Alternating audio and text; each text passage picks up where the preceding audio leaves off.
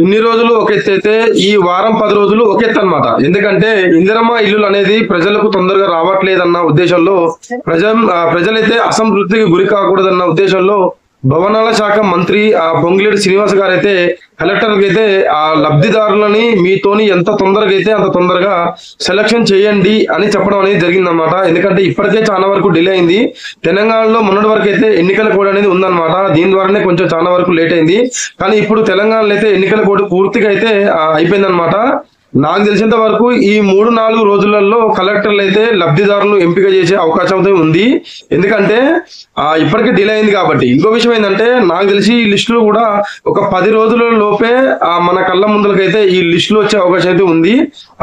ఇంకో విషయం ఏంటంటే చాలా మంది కూడా ఇల్లులు ఆస్తులు ఉన్న వారికే కొంతమంది పేర్లు వచ్చాయని కంప్లైంట్ అయితే ఇవ్వడం జరిగింది. కాబట్టి వీరిని ఎవరికైతే కంప్లైంట్ ఇచ్చారో వీరిని మళ్ళొకసారి రీవెరిఫికేషన్ అయితే చేయండి. అసలు నిజంగానే వీళ్ళకు ఆస్తులు అనేది ఉన్నాయా లేవా, లేకపోతే వీళ్ళు ఇందిరమ్మ ఇల్లుకు సంబంధించిన వీళ్ళు అర్హులా కాదా అనేది 1-4 సార్లు ఎంక్వైరీ చేయండి. కానీ తొందరగా చేయండి. లబ్ధిదారులని తొందరగా అయితే మీరు సెలక్షన్ చేసి ప్రజల ముందుకైతే మనం తీసుకుపోవాలి.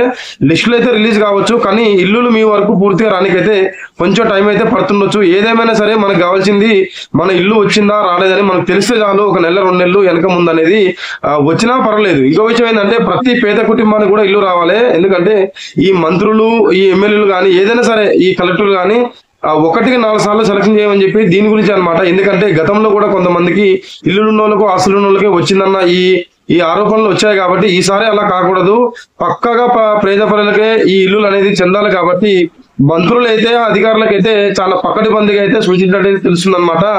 నాకు తెలిసి ఎక్కువ రోజులు అయితే పట్టదు. 3-4 రోజులలోనే కలెక్టర్లు అయితే ఈ సంబంధించిన ఇల్లు ఫైనల్ లిస్టు తయారు చేసే అవకాశం అయితే ఉంది.